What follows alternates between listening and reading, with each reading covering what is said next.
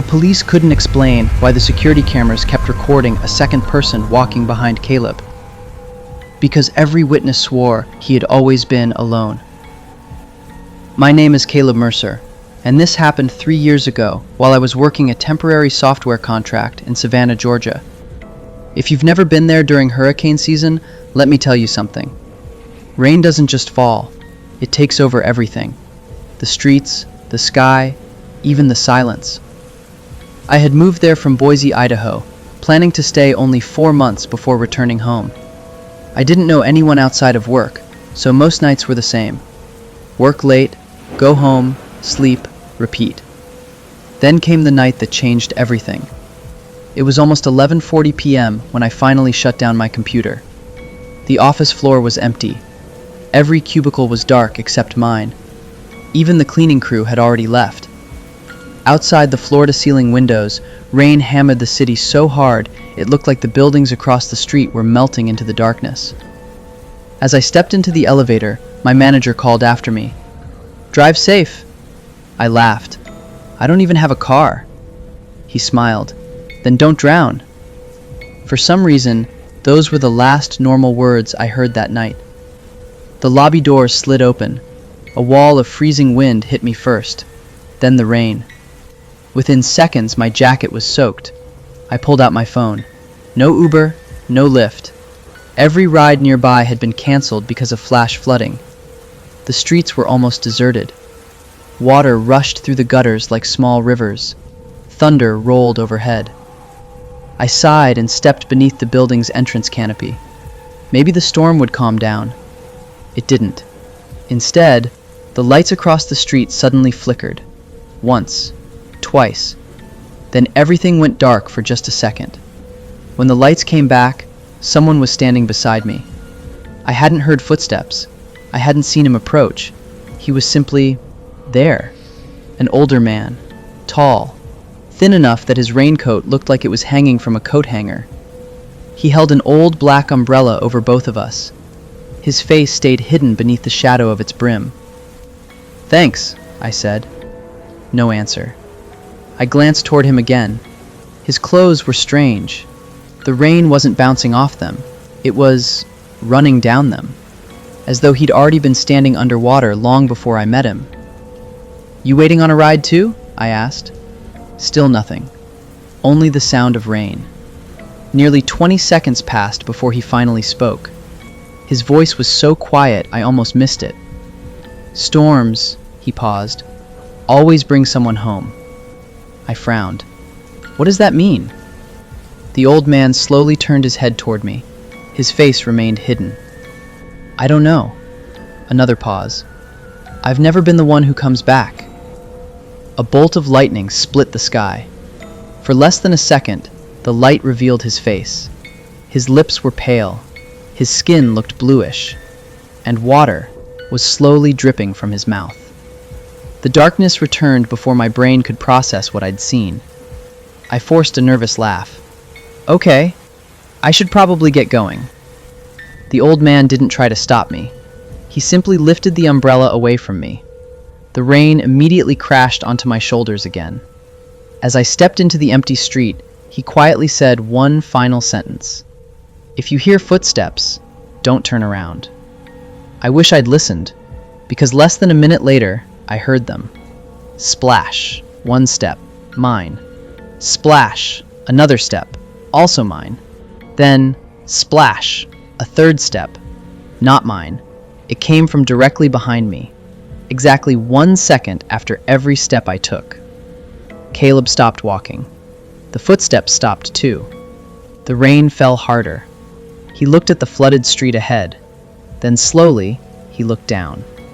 There was only one set of footprints leading through the water. His. So, who had just stopped walking behind him? Caleb didn't look back. Every instinct in his body begged him to, but the old man's warning echoed inside his head. "If you hear footsteps, don't turn around." So he kept walking, slowly, carefully. The footsteps returned. Splash. One step behind him. Splash. Still the same distance away, never closer, never farther. It sounded like whoever was following him was perfectly matching his pace.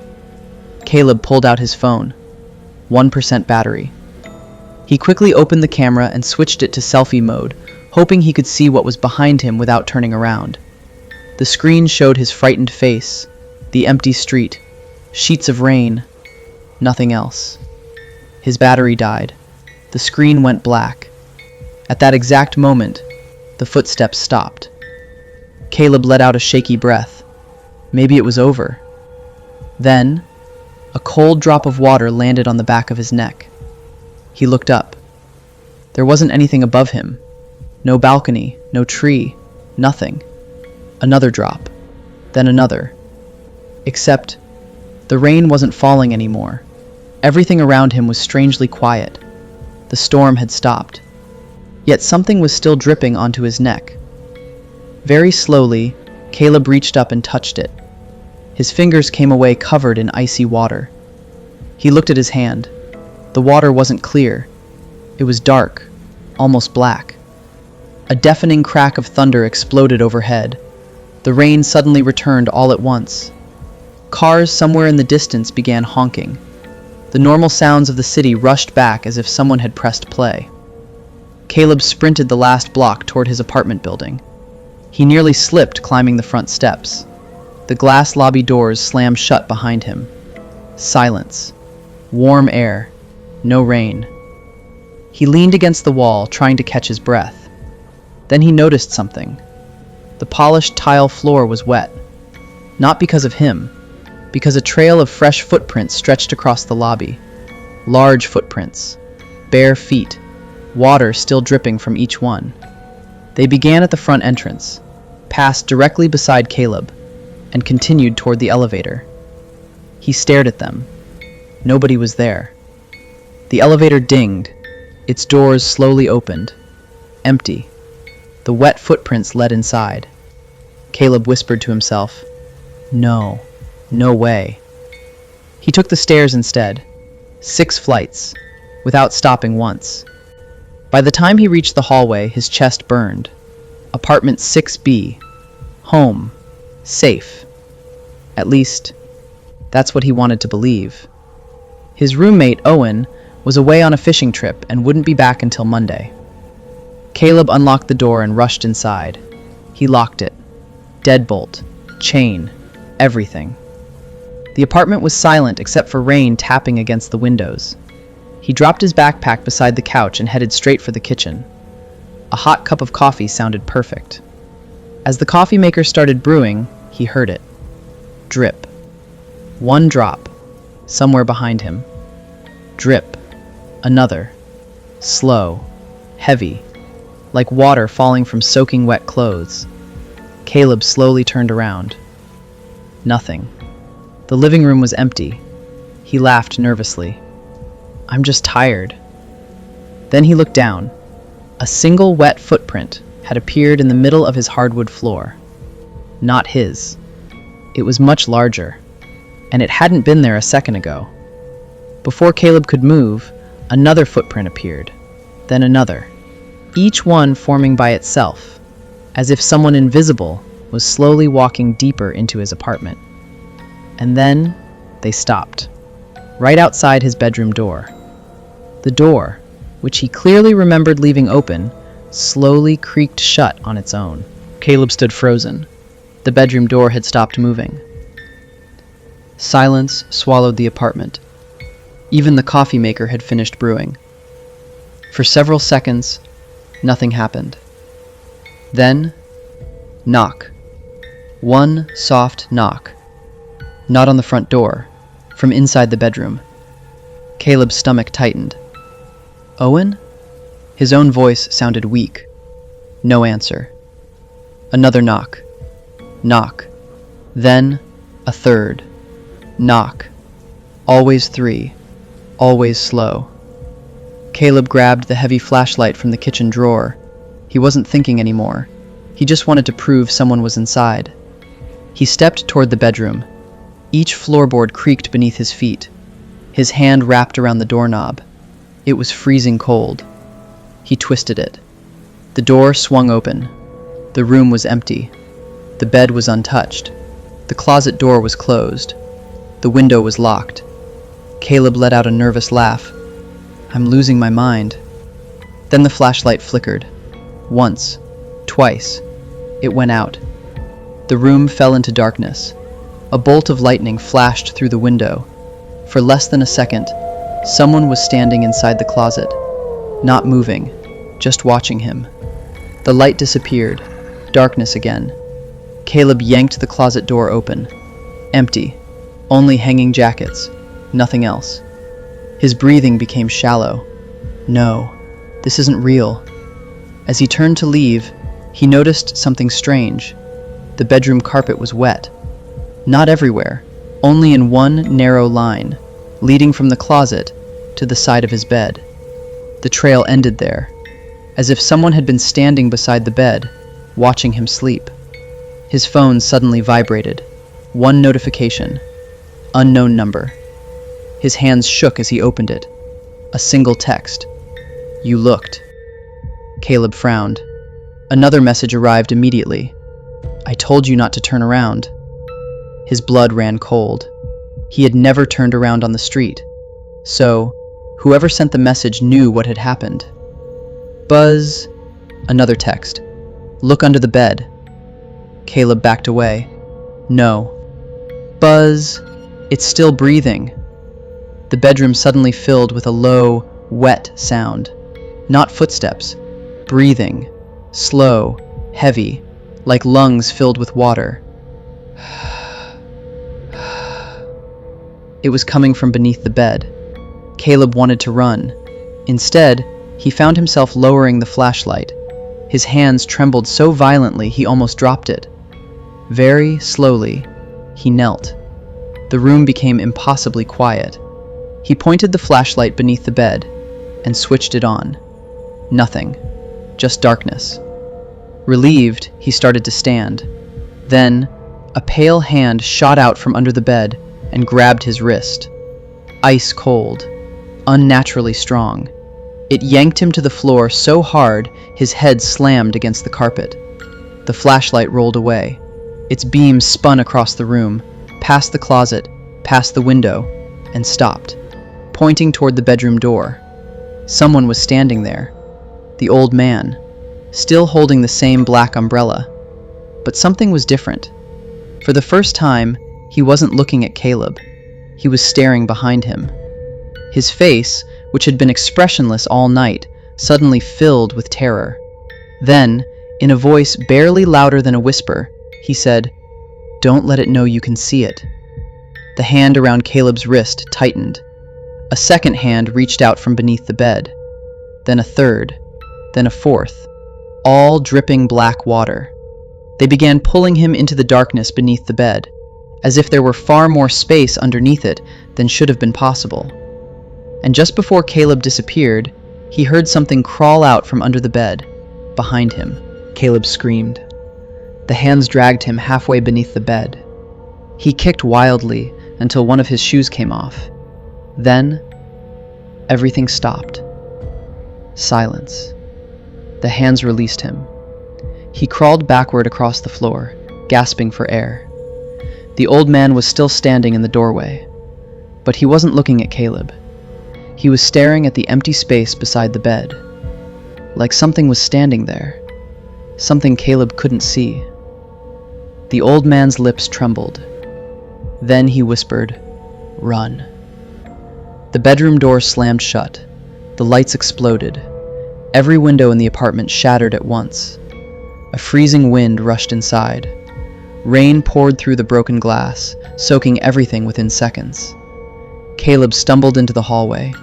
His phone buzzed again. One final message. Don't let it follow you. The screen instantly went black. Then the apartment went completely silent. No rain, no wind, nothing. The next thing Caleb remembered, someone was shaking him. He opened his eyes. Bright lights. Paramedics. His roommate Owen was kneeling beside him. "You scared the hell out of me," Owen said. "I came back early. You were unconscious." Caleb looked around. The apartment was perfectly normal. No broken windows, no flooding, no shattered glass. His wrist, however, was covered with dark purple fingerprints, as though someone had held him with unbelievable force. The paramedics couldn't explain another detail. When they checked Caleb's lungs, he coughed up enough water to fill a small sink. There was no medical explanation. He hadn't been near a lake. He hadn't inhaled water. Yet somehow, his lungs were almost full. A week later, Caleb couldn't stop thinking about the old man. He went back to the block where they'd met. An elderly barista working at a nearby coffee shop listened quietly as Caleb described him. The woman went completely pale. Then she pointed across the street. "You mean the man with the umbrella?" Caleb nodded. She swallowed hard. "I saw him once, years ago." Her voice became almost a whisper. "He wasn't homeless. He used to work in the building across the street. One night, during a hurricane, he saw a little boy chasing his dog into a flooded intersection. He ran after the boy. The child survived. The old man didn't." She looked Caleb straight in the eyes. "They never found his umbrella." Caleb's heart pounded. "So, people have seen him before?" The woman nodded. "But they all say the same thing. He only appears to people who are about to meet something much worse than him." Caleb frowned. "What does that mean?" The woman slowly shook her head. "I don't know. But every person who ignored his warning disappeared." Caleb quit his contract 2 days later. He moved back to Boise. Months passed. Life slowly returned to normal. The nightmares became less frequent. Eventually, they stopped. Until one rainy evening. Caleb was watching the local news when the anchor reported that flash floods had swept through downtown Savannah.